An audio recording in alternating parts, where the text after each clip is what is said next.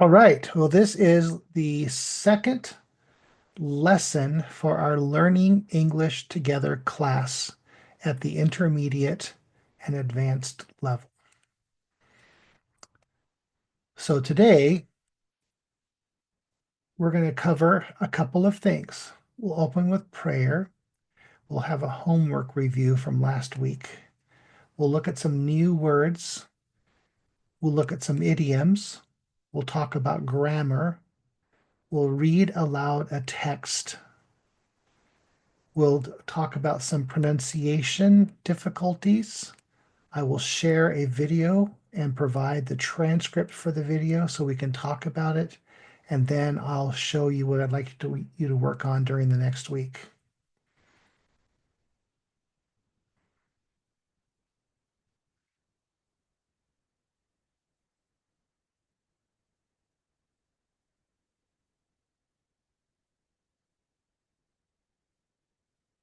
I forgot to put the slide in for the prayer, so I'll just say it. Uh, Thank you, Father, for bringing us together again this week. We ask for you to help us to understand and to learn well so we can become skilled users of English. In Jesus' name, amen. So last week in the class, we talked about participles. So if you weren't here, and Elsa, you might not have been here, we talked about what a participle is. Do you know what a participle is?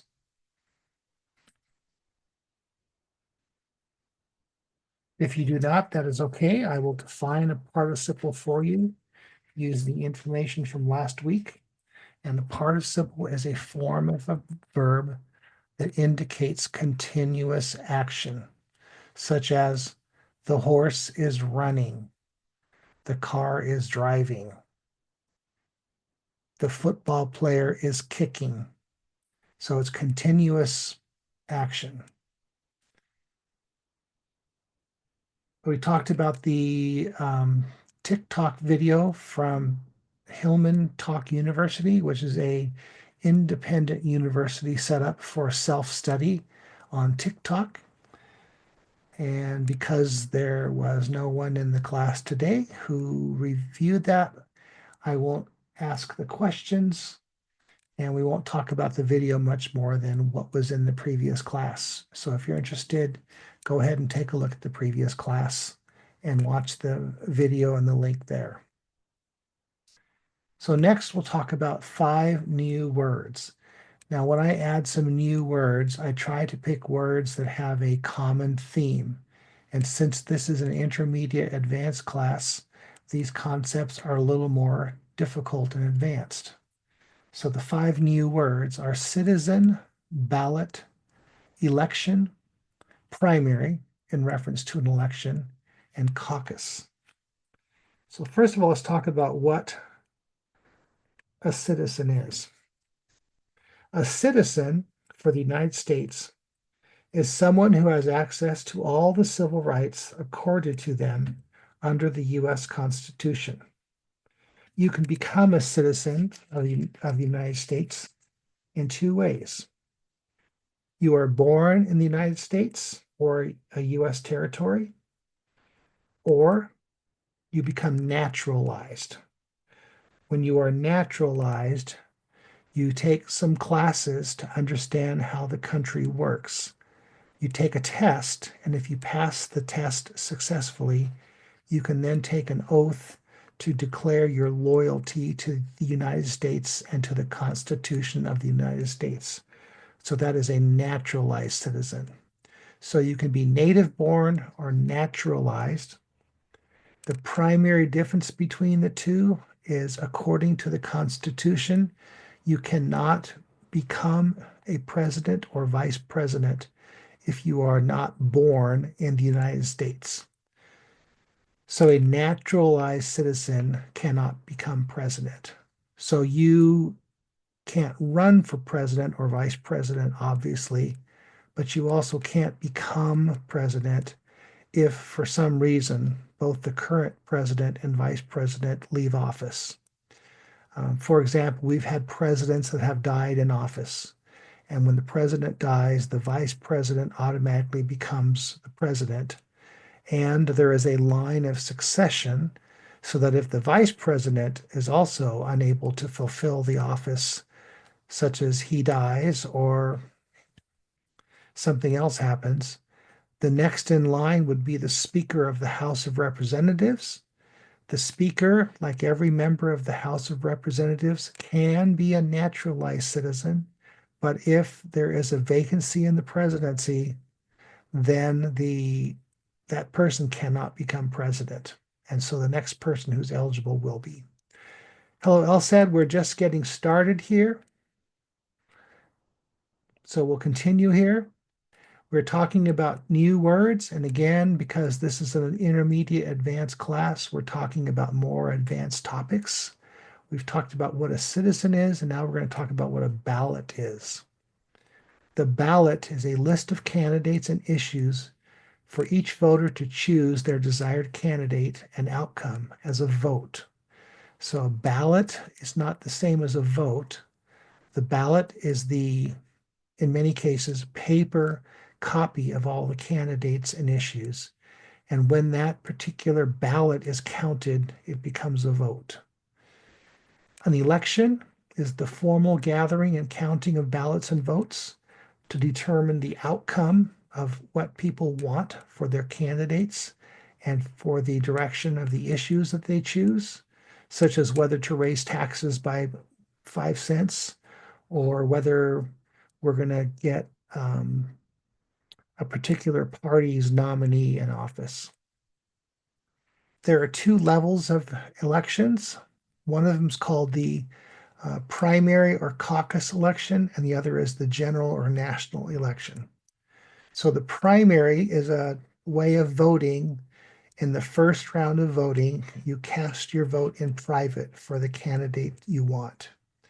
And a caucus is when you cast your vote in a public meeting where everyone gathers together into a room and they argue their case for their particular candidate. And then after everyone has finished talking about that particular candidate, everyone decides to gather into one group or another group to cast a vote. And the votes are simply counted in the caucus by counting the number of people in each group. And the group with the most people is the winner of that particular caucus, and the person they chose goes on to the election.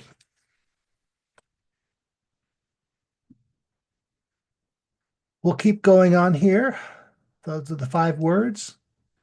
We also like to talk about idioms in this class. And this week I've chosen some sports idioms. You might hear these in common speech. You might see this in literature or in videos. So the first one is the idiom throw in the towel. And the example would be I spent an hour trying to fix the car, but then I threw in the towel, meaning I gave up. So this comes from a sports metaphor where the referee or umpire will throw a literal towel into the playing field to stop the contest. You see this in American football, but you also might see it in other sports. The referee or umpire just throws a towel to stop things. So when you say I threw in the towel, you mean you gave up or you stopped. The next idiom is to drop the ball. And this is an example. I knew you asked me to finish my work before lunch, but I forgot. I really dropped the ball. In sports, to drop the ball means to let go of the sports object you are holding, carrying, or throwing. So that could be in American football. It could be in basketball. Those are the 2 most common places where you might hear that referred to, but it's an idiom that means I forgot to finish something or I left something important behind. The next idiom is full court press. This is an idiom that means you put in your entire effort, your best effort at 100%. So the example here is those mechanics are really working hard on fixing the car. They're giving it the full court press. In sports, usually basketball, to give a full court press effort means that you're playing the entire field and not just your own side. or your own half court.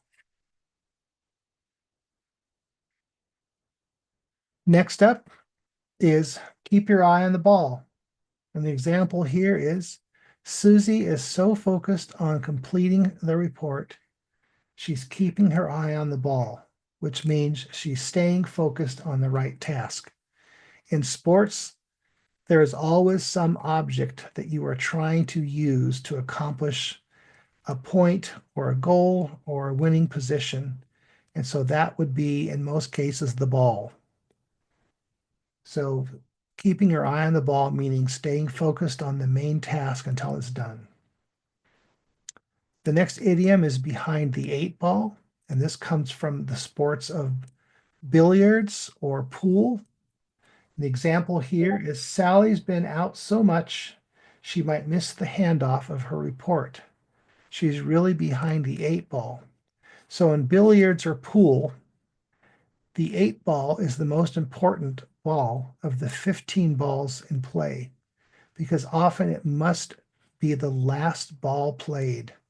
So if the eight ball blocks your shot, then you'll either lose your turn or you will lose the game if the eight ball goes into the pocket. So behind the eight ball means you have been blocked on an important way to get your job done. Next up is to throw a curveball. I was just about done with the report, and then I got a new set of data. That threw me a curveball, meaning it was an unexpected event that happened. So in baseball, a curveball changes trajectory at the last moment, and the batter might miss the ball entirely when they swing. And I have a list of more idioms available in the link on the slide deck.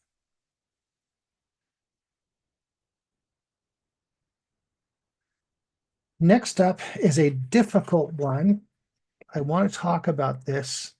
In my past work, I have been both a teacher and an editor. I have taught English and I have edited people who write English. And very often, writers of English do not know what a gerund is and they make a mistake in it. So I wanted to bring this up.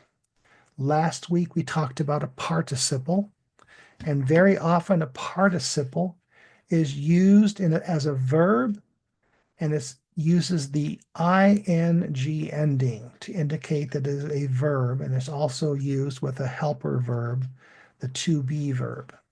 So here's an example of a participle. Every summer, I like to watch the bulls that are running in the streets of Pamplona, Spain.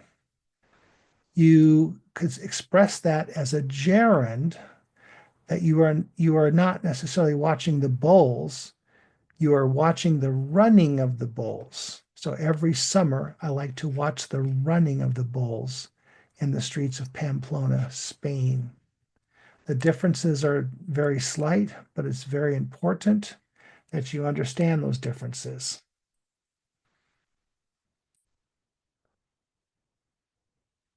And I have a link there for some information about how the bulls in Pamplona, Spain run through the streets and people run after them. And it is a very exciting time, even though it's very dangerous, because running after bulls means the bulls might turn around and run after you, or running ahead of the bulls means the bulls might catch up to you.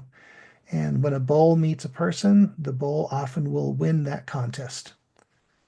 So that's where the participle comes in handy here. I like to watch the running of the bulls, or I like to watch the bulls that are running in the streets of Pamplona.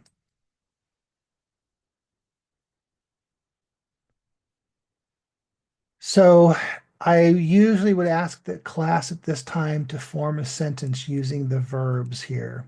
So I will just give that to you as a homework assignment to create a gerund from these verbs and to use it in a sentence. For example, ask, the participle form is asking.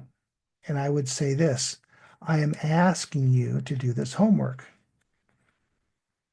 If I was to express this as a gerund, I might say, in the asking, of this, I want you to complete your work. I'm using that as a gerund. It is a noun that is formed from the verb. So ask, tell, jump, and read. See if you can create sentences from those verbs on your own.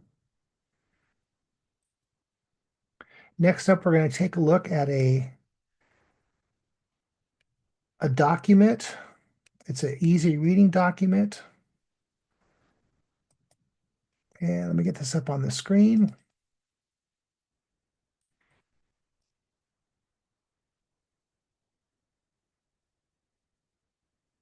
So what I'd like you to do is read along with me. I'll read this out loud. And what I'd like you to do this week is to practice reading this text. So this is a story about Chicago, and this is at the B1 level of English.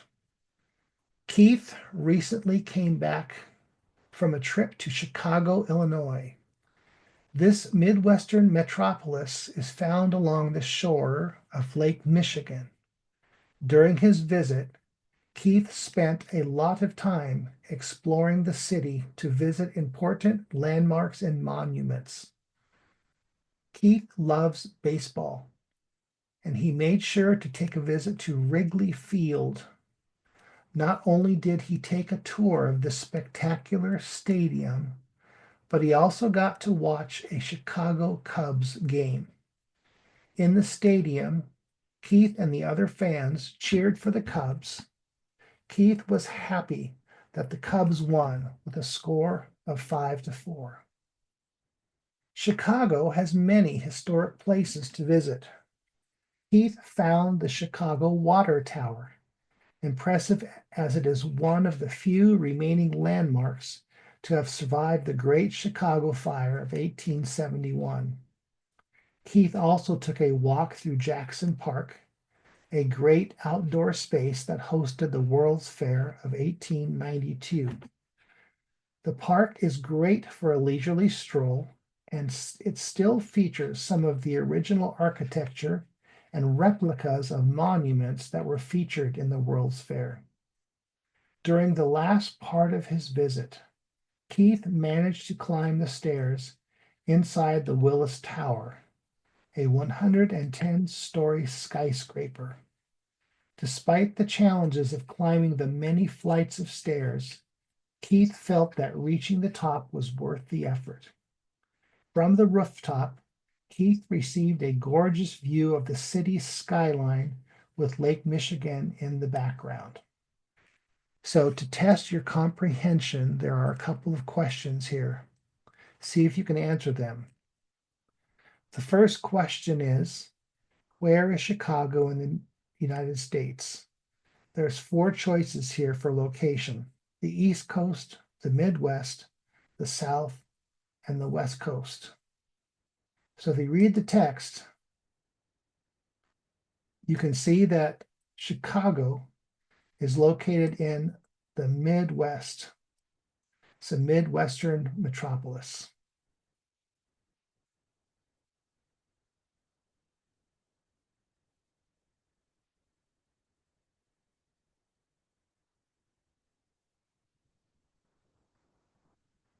The next question is, what sport do the Chicago Cubs play in Wrigley Field? Well, it doesn't say directly. He got to watch the Chicago Cubs game, but we find out that Keith loves baseball. So because he loves baseball, it makes sense that he's talking about the Chicago Cubs playing baseball here in the stadium, which is Wrigley Field. Wrigley Field is the stadium. I'm going to highlight this a little better there. Great. Next question is, why was Keith impressed by the Chicago Water Tower? Well, is it the tallest building in the city? Is it because it supplies water to the entire population? Is it the only remaining monument of the World's Fair? Or is it one of the few landmarks that survived a historical fire?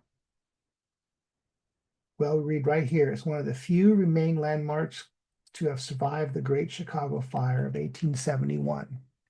And just as a note, the story is this fire was started when someone was milking a cow in a barn in the city of Chicago, and the cow kicked the bucket over, which kicked over the lamp that the lady was using as she was milking the cow, and it started the great fire that burned most of Chicago down. The last question here is, what event was important for Chicago in 1892? So it's easy to spot this by looking for the date 1892 in the text. So here's the date, 1892. It was the World's Fair of 1892. So Wrigley Field was constructed? No. Great Fire destroyed a large part of the town? No. The World's Fair took place here? Yes. Jackson Park became open to the public? No. So it's easy to read this and to find the right answer in the question. So that is what we have for our reading aloud section of this class. Let's return to pronunciation. And when I listen to my friends from Haiti speak English, what I notice is the two hardest sounds that our Haitians have difficulty with are the English R and the English TH sound. And we've covered this in previous classes. Let me erase these annotations, which I didn't realize would not be erased.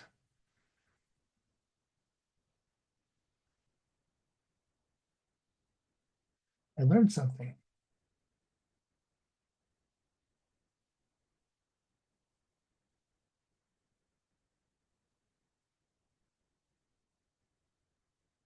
Okay. Here's the tongue twister that illustrates the problem. Around the rugged rock, the ragged rascal ran. This is a great sentence to practice speaking, to learn how to say the English R sound. Around the rugged rock, the ragged rascal ran. I know it's difficult to form your mouth in the necessary shape, but it is important to be able to say that R sound. What I find is that when people are trying to become fluent in speaking English, these two are the most difficult sounds to master. So I encourage you strongly to focus on these two sounds, the R and the TH. So practice saying that tongue twister. Around the rugged rock, the ragged rascal ran. And I also want to give you some definitions here for these words. Rugged is a word that means something that's rough, tough, strong, and shows some sign of wear and tear, but without much damage. It is rugged. It's two words, rugged. Ragged is a similar word, but it means something that shows signs of wear and tear. It's ragged. What's the difference? Well, a rugged thing is usually way stronger than a ragged thing. A rugged man can survive a tough battle.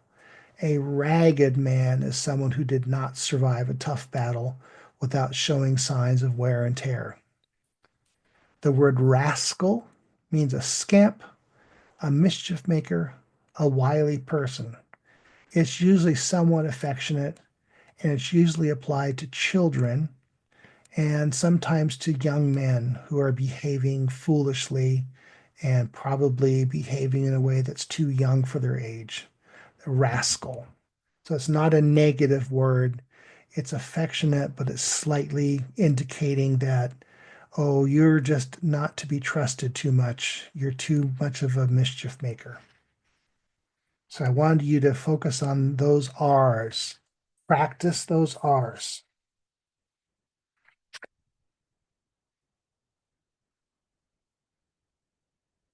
And next up, I will share a video with you.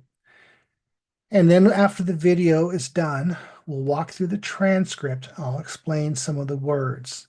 Now, because of the way YouTube works, YouTube does not want me to record another video while I'm recording this video. They'll take this video down. So I'm going to turn off the recording for this video at this point, but you can open up this link and you can watch this particular video, and then you can start this class up again. So let me turn off the recording.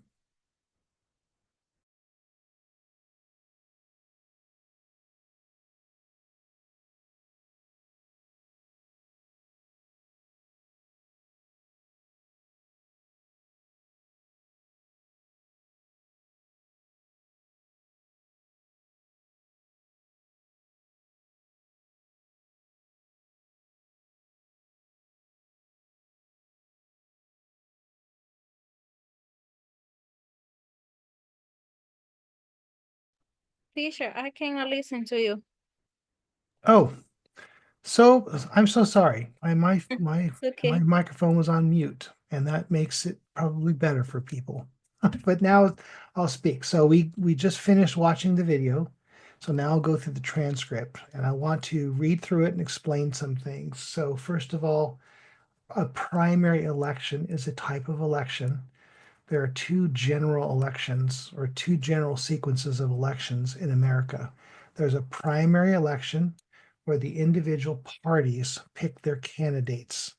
And then there's the general election where everybody votes on the candidates together. So it's not based upon party in the general election, it is based upon party in the primary.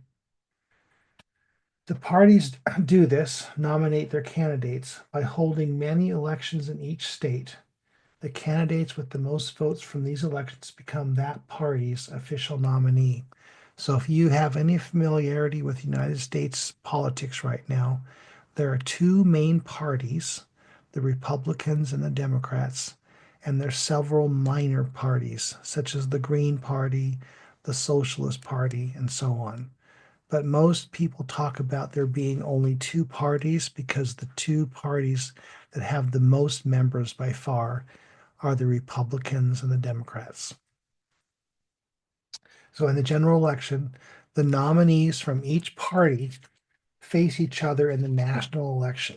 And that could be for president, for senator, for local representative, for mayor, and so on. That is, each party gets to nominate their candidates, and in the general election, they all come together to be voted upon. The national election is also the general election because the citizens and states vote for both local and national candidates at the same time. The presidential election occurs every 4 years. Primaries and state elections can occur at the same time, but they can occur at any year possible. For example, Virginia votes for the president 1 year, and then the year after, they vote for their governor. So they vote for their governor every 4 years, but their vote is the year after the presidential election. This continues to say this is not the whole story. There are 5 things that make it, the election, a bit more complicated than that. Now, this class will only cover the first 3 because I didn't want to go through a 6-minute video in the class. And also, I wanted to focus on elections and not necessarily presidential elections. So the first complication in elections in America is that there's 2 types of setting up a primary, which again is the initial gathering of votes from the people on who the candidates will be for each party. So there's 2 choices to set up that first election. One is a literal primary or a caucus. Primaries are like standard elections. You go to the polls where you stand in a long line, you hide in a booth, you tick a box or press a button, and your vote is cast in complete anonymity. A caucus is a public vote where people gather in groups where space is available, then take signs in a room with everybody else who likes the same candidate. The groups debate each other, and if people change their minds, they must physically switch sides in the room and go to the side where the group is that they want to join. At the end of the debate in a caucus, the party representatives count the number of people in each group. So if you leave early, your vote doesn't count. So primaries is private voting all day long. Caucuses are public, is people voting in public at a specific time and place. So this description is really all you need to know, but the specifics can vary widely. The reason for this is that there's 50 states, all which have at least 2 primaries and caucuses for the big parties, and possibly more for the small parties. So let's skip ahead to complication number 2, who can vote. In a national presidential election, all American citizens over the age of 18 can vote, with 2 exceptions. You can't live here. In the video, it's pointing to American territories, which are not states, and you can't live here. It's pointing to prisons, which can have felons in them. In America, felons cannot usually vote in an election. Typically, when someone is convicted of a felony, their right to vote is taken away, either for a short time or permanently, depending upon the state. And if you live in an American territory like Puerto Rico, you are a citizen and you can vote, but you can't vote in a presidential election.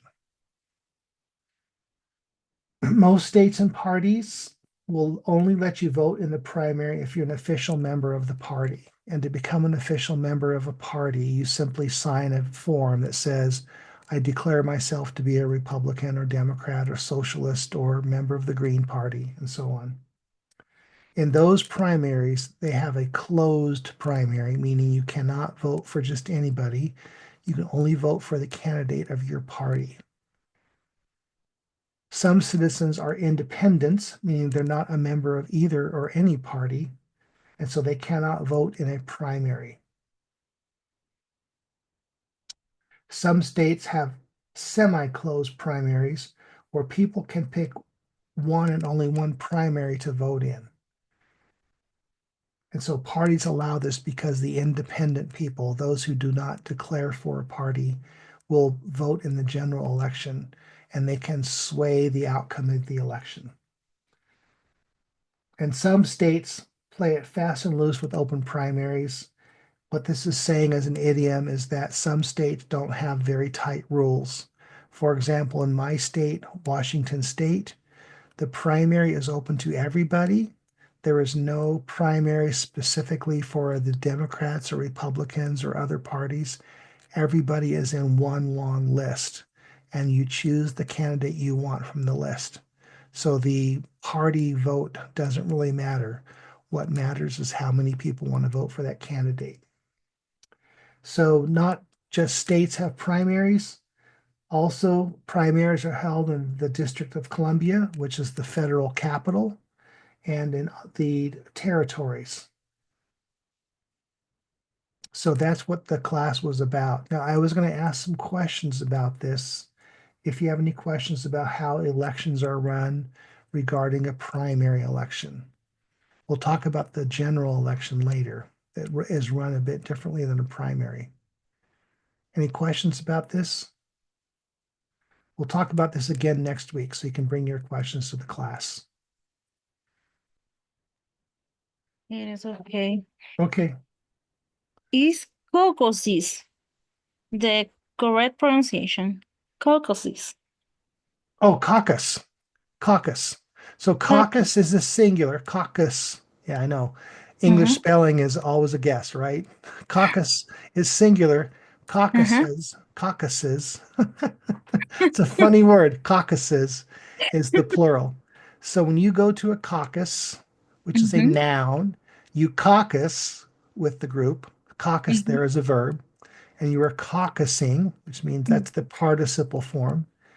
So you're Okay. attending that caucus, and while you are attending that caucus, there are other caucuses going on as well. Okay, thank you, teacher. No worries, no worries. You probably don't know, but I'm studying how to speak Haitian Creole, and I admire the simplicity of the sounds in Haitian Creole so much. It's a very easy language to pronounce. There's no such thing as a spelling bee in Haiti. We have them all the time here because spelling is so difficult. Yeah, but I'm from Dominican Republic. Oh, this so Yeah, for me, yeah, sometimes it is a little difficult because there are words in the Creole, right, and my mother language is Spanish. right. Even Spanish is easier to pronounce. Now the rhythm is different, and the fact that there's accents that are deliberately located on a word can help you, but you have to know the rhythm. But it's a lot easier to pronounce. I So hope so. yeah, it is. It is. Believe me, as an English speaker, um, yes, I went through many years of school to learn how to spell. Um, wow. All right, I'm going to launch a poll, and it's based upon what we talked about.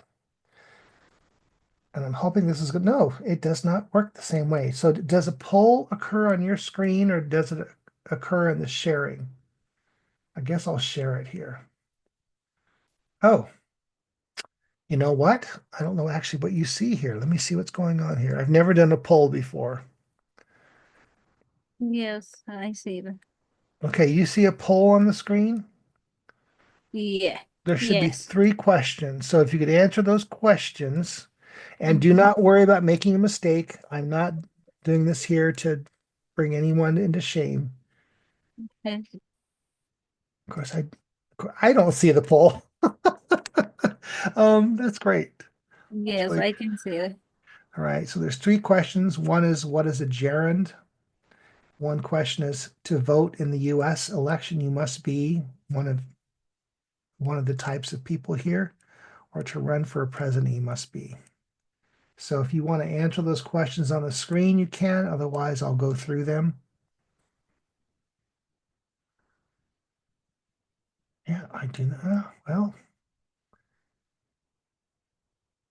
let me know when you're done, or if you want me to go ahead. But that is the most bizarre The thing. third is, yeah, I saw Well, one. don't worry about it. Okay, it's okay. All Go right. to the first. Good. You chose, yes, you chose the right answer. Mm-hmm. I can see your responses. There are Uh, a mistake. no, I'll go through. The first one is a gerund is a type of noun, correct? So it's used like the running of the bulls.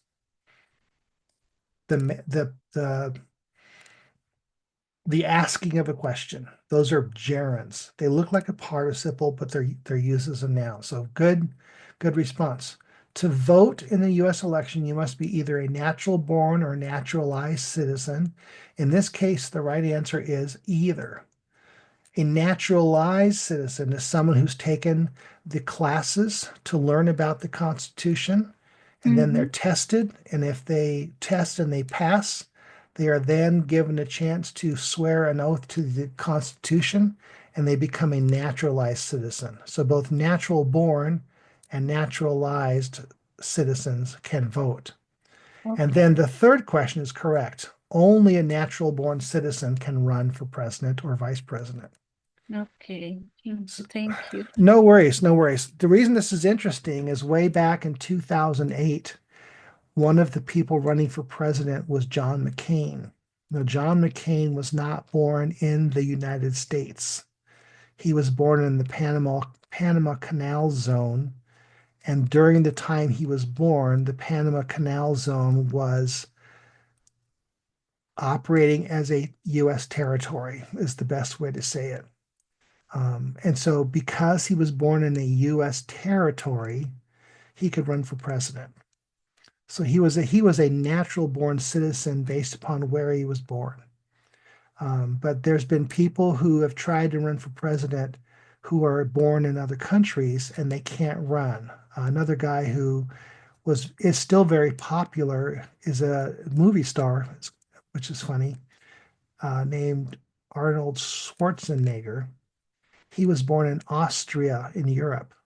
Very popular Republican. He became the governor of California.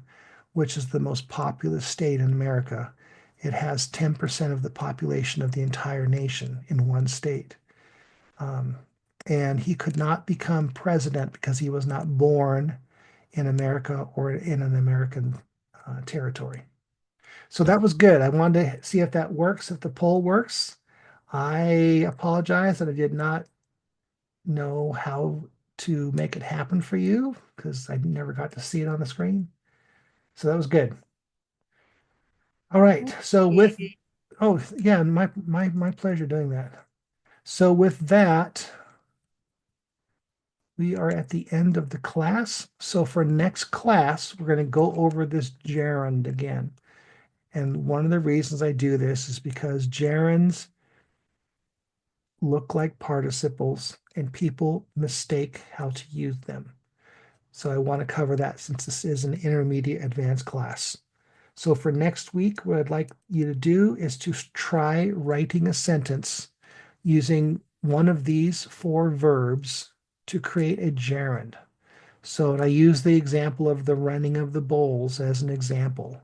So see if you can create a sentence that's similar, and then review the video, review the transcript, and see if you have any more questions you'd like to talk about in the class at the beginning.